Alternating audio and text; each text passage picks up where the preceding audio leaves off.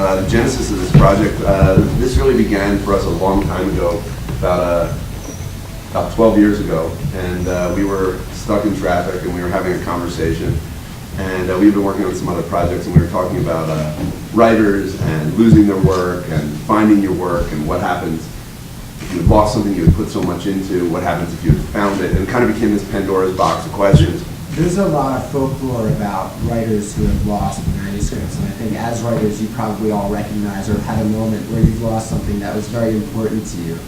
You know, there's stories about Hemingway, obviously, that's the most famous one. There's a story about T.D. Lawrence losing what would become Lawrence of Arabia and Reading Station, the entire first draft. So we kind of started talking about it. It became this like Pandora's box of questions. What if you lost it? What if you found it? All these things. And we were really just engrossed in the conversation, and we went home and we wrote what became like a 30-page section of the movie in the first night.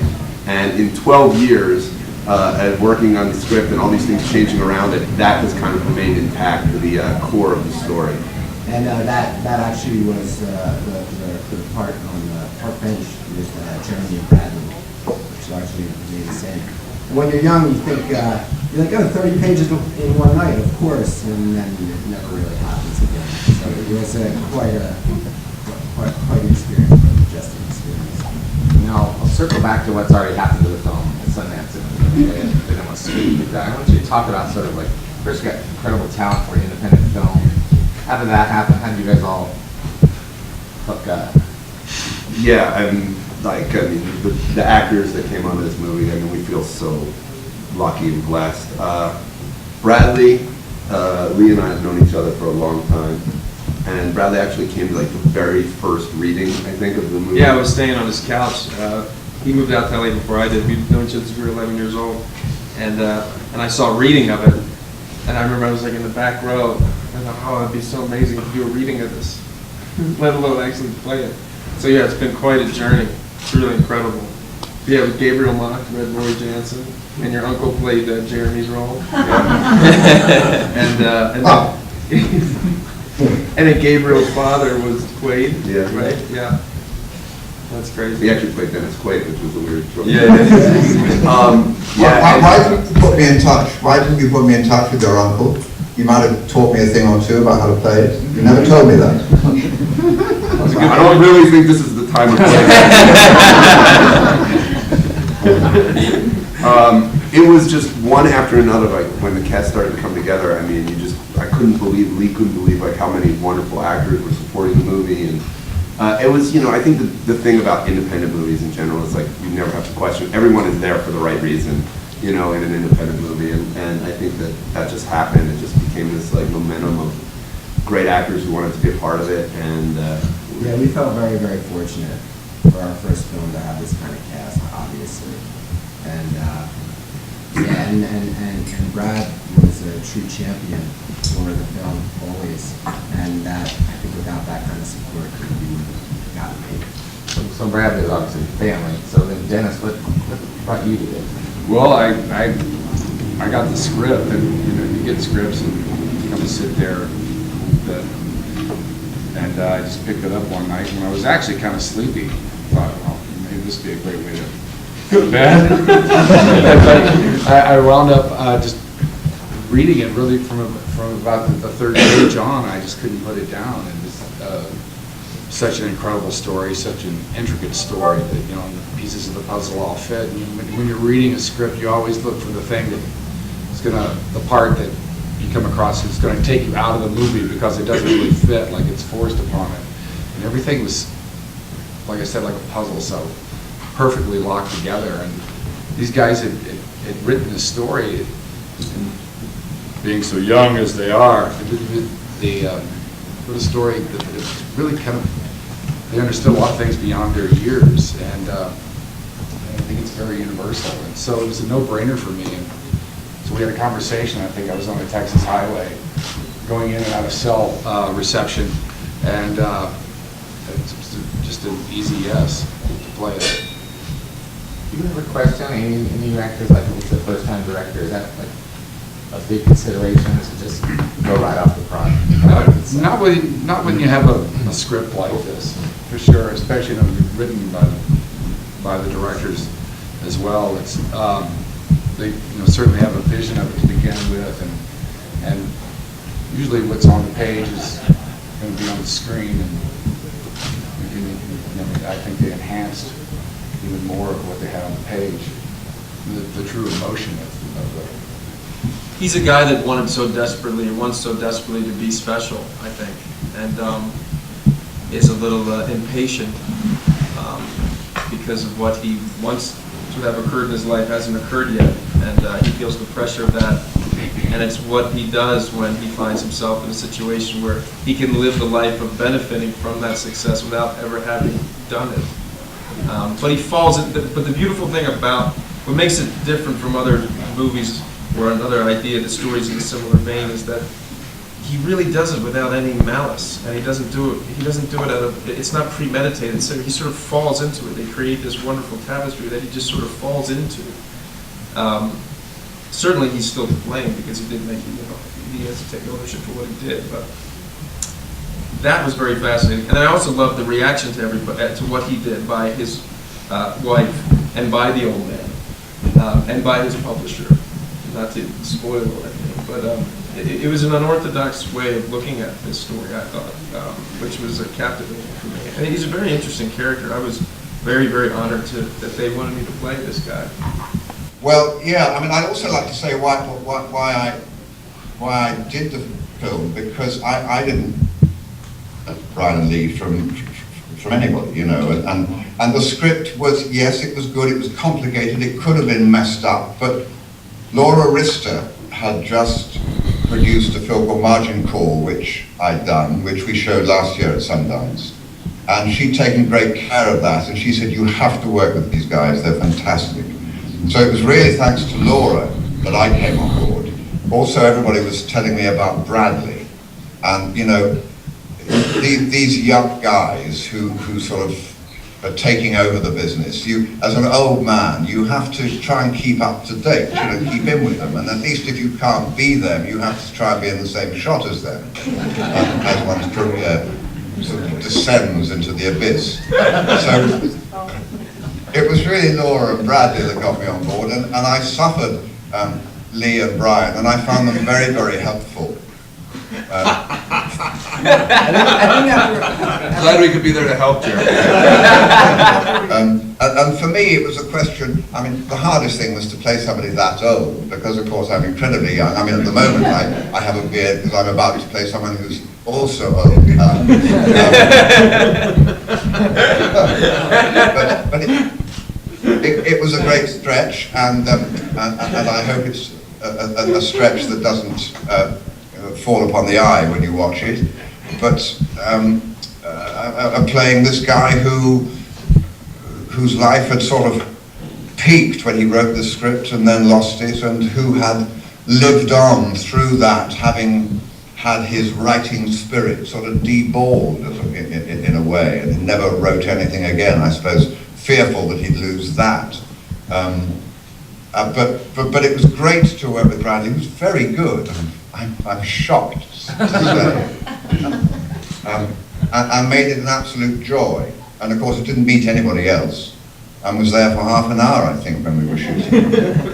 About as long as it took. Hour and a half. Also, Jeremy's going to be doing 5 minutes of stand-up with me. Anyway, enough of me, on to the youngies. Lee and Brian, what was it for you? What were the problems your fears, your joys? This was a complicated, with different time periods. And working together. We've different. Oh, we've been working together for a long time. We've been making stuff up together since we were 11. So we have a good shorthand, and it was very, pretty effortless. But I think the actual constraints of making the film, with the amount of time that we had, small movie, three time periods, a lot of locations, post-war Paris. That was a real challenge. We had 25 days to shoot the movie. We have a lot of cast coming in. Nobody's really kind of there at the same time. So trying to make it all link together and trying to make your days, just that alone was an incredible challenge. You're going, and it's so challenging also for your actors and your crew. At most you get 4 or 5 takes to get a scene, and you realize that going in, and that puts you on the clock. But it makes you very sharp. You know, all the challenges you encounter, a lot of these things, you look at them and you say, this is going to be impossible. And we were told, you know, you guys are crazy when we went into it with the kind of time that we had to do it. But it makes you sharp and it makes you innovative. And I think Brian and I both felt that was the charge for us. That was the challenge. And we wanted to at least try and rise and meet that challenge. And at the very least, that was the reality. Yeah. I mean, there was that greenhouse scene. We had, it was lit sunshine and it was very beautiful, and there we were in the greenhouse just about to shoot, and it clouded over and the rain, the skies opened up. So suddenly you were in a complete relight, couldn't get any sound because of the rain. I mean, it was amazing. And we were in a greenhouse, which is 110 degrees, you know, I mean, Yeah. it was crazy. Yeah. It started raining inside. And The trying to greenhouse. block it. And he was cornered, remember, he was. Yeah, we couldn't find it, the blocking was a nightmare. Yeah, that was a day that I still like now, like wake up like in a cold sweat. No, but it worked out great. Yeah. Yeah, It worked out great. it's a beautiful scene, and a pivotal scene for Yeah. making the whole movie make sense. And I love the composition, actually, those flower beds in between us Yeah. and the whole coming all come around. Yeah, Antonio Calvache shot a beautiful film. But I gotta say, you know, he's my best friend in the world, and I was nervous that he wasn't, that both of them weren't gonna be, yeah, it's a hell of a thing to direct a movie, and I can't even imagine a hell of a thing to direct Dennis Quaid and Jeremy Irons and Ben Barnes and Olivia Wilde and Zoe Saldana, all these other people, and I thought, you know, I just hope to God that they know what they want, because the quickest thing you can smell out in the director is if they don't know what they're doing, or at least they're not pretending good well enough that they know what they're doing. And I was so happy the first day, 'cause I went, oh yeah, we're gonna be fine. And it was really because you guys knew the material and you knew the story you wanted to tell, or at least you knew what you wanted to tell us, you know, what you wanted to tell. And that was just such a nice sort of a pressure off my shoulders, because I was just, you know, worried, like you'd be worried about your brother or something. And it's true, and I could just see the way Jeremy had, and I'd heard from listening all the wiretapping all of his messages. Yeah. And that everybody really did get infected with these guys, because it is a really special experience to be around them and to actually have the opportunity to work with them. It's just, I'm sure you guys agree, it's a great set. It's a great set atmosphere. It's a happy set. It's a happy set, and it's a happy set under very extreme conditions. I mean, it's a very complicated story with not much money and not much time, and Shooting about 7 pages a day. yeah, I mean, it was crazy. And having to deal with no momentum. You shoot one chunk and then actors leave, you got a whole other thing. So there's no real rhythm that you can build and sort of that can propel you through a whole shooting schedule. And these guys really created a set that was beautiful. You did a great first AD from Montreal, and yeah, it was a really great experience. Well, that's kind of the sort of trick of life, I guess, right? Trying to figure out how to live with all the mistakes you make. And I think we wanted to investigate that and take a look at it. And that's a huge theme in the movie. We all handle it in different ways. Yeah, we all do make mistakes in life, at one point or another, no matter how smart we are and no matter how much we think we have it together. And, you know, those are the things that wake you up at night, and you have to really, you know, it's about forgiving yourself, really, for your own mistakes and coming to terms with yourself before. And it's you know, I think what all the characters share in this film. And there's not, what I love about this movie also is there's not an easy answer as to what you do, how you deal with it. You know, you think that there's a version in which, you know, the old man takes the money, he keeps his name over it, you know. But that's not what happens, and that wouldn't have pleased the old man. So that really wasn't the right thing to do if he was thinking about somebody else other than himself. And, you know, it really shows the complication of being alive in this world, really, and how relationships are complicated and actions are the consequences, how you deal with them. It's complicated. So that's what I really loved about it, that there is no one clear answer to the effects of one's actions. I think the old man makes his own choice about whether he wants retribution or whether he wants to let things go, and he chooses to let things go. He chooses to, in a slightly Machiavellian way, allow the man who took his work to live with that action. But I suppose he represents I don't know who he represents, the old man, really. I mean, I didn't claim to represent anybody, but he dealt, by the time he found his book, he dealt with the losing of it. He was at the end of his journey, so to speak, and I think he sort of handed the baton on to this young man who'd taken it and run with it, and you know, you have to the load you choose to pick up in life is the load you have to carry. There's no other way. I think the line in the movie that you say is we all make choices, and the hard part is living with them. And I think that's a theme that comes up consistently with what we choose and how we prioritize with why we make these choices. Yeah. All of the characters have an interest. You feel an interesting sort of empathy for them and a frustration in their actions with all of the characters. There's a good balance and an interesting mirroring of all of the characters and how they, not only how their lives intertwine, but also what the effects are on of their actions and the interesting sort of moral ambiguity of there's no neat bow tied to any of the stories. And just in terms of the structure, as rigid as it was, which had to be for all these stories intertwined, there was really a sense of freedom of exploration with the story. And in fact, I mean, big changes. Huge changes that occurred while doing the scene, especially between Rory and what's his name? Dora. Yeah. Rory and Dora. There's this there was a major change that happened at the end of the movie that wasn't in the script, but as we explored it, it just went this other way. That was very gratifying to be that part of the creative process of telling the story, and that again shows the confidence that these guys had in letting the film be what the process of making the film be what it is, which is organic and actually alive and paving its own way. And it's also about the face that we show the world, and the opposite of that, the inner life that we actually live within ourselves. It's interesting that all the characters in the film from 21 to in their 70s all have the same problems with their creative life and with their personal life. That those frustrations carry themselves all the way through the way through the generations of the characters. I'm just the writer of this book, and that's the mystery of it. But in a way, I'm a little piece of, because I'm the writer, I'm a little piece of all of the characters that are in it, and I'm the narrator, and along with everything that goes with that. And it's a mystery about what this writer is going through. Well, I mean, I was very surprised they needed Ben, really, because, but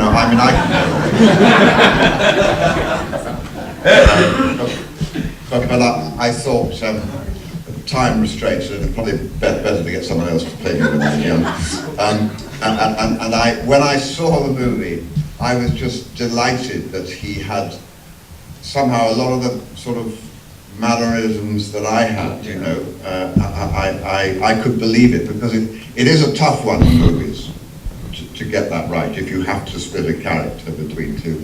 And I felt that I was in a position where my performance was enhanced when I saw the movie by what Ben had done as a young man, and I was really grateful to him, and I thought he did an amazing job. Do you show each other? You show them? Actually, when I first... He hadn't at the time I was doing it. I did it first, didn't I? But when he Yeah, came, but when I came, actually, Brian showed me one take, a full take of what Jeremy had done on the scene in the bench, and it was about a 5-minute take of an extraordinary monologue in which he tells almost the entire story of what I was about to go through in pictures, and it was a close-up like this, and it was extraordinary for me to see not only what somebody can do holding just a camera really tight on their eyes for 5 minutes in film is a very, very long time to hold one shot, and obviously in the film it's edited away presumably, but I was anxious about matching I was Second that should have been there. I was very anxious about, like Jeremy said he was, about the characters sort of matching up. But as soon as I saw, about 30 seconds into that take, I was like, oh, I don't have any more questions. I know exactly what to do now. And there is just a great physicality between all of them, that there is a connection. You just feel some kind of connection between all the characters and their doubles and whatnot running through there, and we're very fortunate to have. I think that's the great thing about the movie. You come out asking questions. You come out, you know, it really stays with you as a piece of work in a way that many movies don't. Making a good movie is like making wine. You know, you do your best, you get the best grapes, you get the best soil, you hope the weather's all right, and then you know, and you don't really know how it's going to turn out. You know it's been a good summer, but, and I think at its best, and you're absolutely right, with independent movies, you get the right ingredients and you wait to see what happens. And if you allow what happens to happen, rather than trying to impose some predetermined idea, then obviously you have the script, you're working from that, and that's sort of central and fairly solid. But all the other components, if you allow people to do their best and create an atmosphere where people do their best work, then I think interesting work is likely to come out of that, more likely. Can Bradley identify, you were saying before about the character being impatient about fame. Can you associate with that a little bit as an actor? I mean, it's taken you a little while to become as successful as you are now. Did you feel a little bit anxious? A lot of actors do, I understand. Oh my God, no. No, I'm anxious to get famous. Anxious to have success and... No, I feel like I hit the jackpot when I got cast in Globetrotters for the Discovery Channel. When I booked a Wendy's commercial, I called my dad. I said, "Dad, I'm at a hotel room and there's a balcony, but there's one of those balconies where you open the window and it's just a bar." No, I never get to see that Wendy's commercial. I have it outside. They You don't see show it on it the way in out. Australia, unfortunately. So I've been very blessed my whole life, actually. So no, I've never felt that. I've been able to make a living as an actor is the goal, and then on top of that, to work with people that you love. And at this point, it's just so ridiculous, my professional life, that I'm very grateful. Yeah. And Dennis, did you feel that earlier on? Yeah, I was a kid in Texas at the drama department, and my whole dream was just to make a living as an actor, you know, whatever that was. And it was very much like what you're talking about. My first set was Toadsuck Ferry, Arkansas, and Best Western Waffle House across the street. They were actually paying for it. And it felt good just to be a working actor, and it was about my dreams and about the fire in my life. And you know, from then on, as you go through your career, I think it's about keeping that fire alive inside you. And you know, today I actually have that fire burning just as much as I did, probably even more in my 20s. Maybe it's because I feel so lucky to still be here. Anything for you, Jeremy? What about? The fire inside of you. Oh, the fire inside. Yeah, well, it has to be lit by a good script, because there's an awful lot of stuff that I read, not that I'm necessarily offered, and I think, oh God, more of that. But I mean, like the audiences, I watched a movie last night called Melancholia, and I thought, God, yes, that's why I want to be in this business. That sort of work is just fantastic. And when you see great work, either in film or in the theatre, or you hear great music or see a great painting, that gets my fire going. Or read a good script, that gets my fire going. Or being on a set with a great bunch of people, that gets it going. But it can smoulder for a while, and we all go through. I went through in my 50s sort of smouldering time when nothing was really exciting me very much. But it's caught light again, I'm glad to say.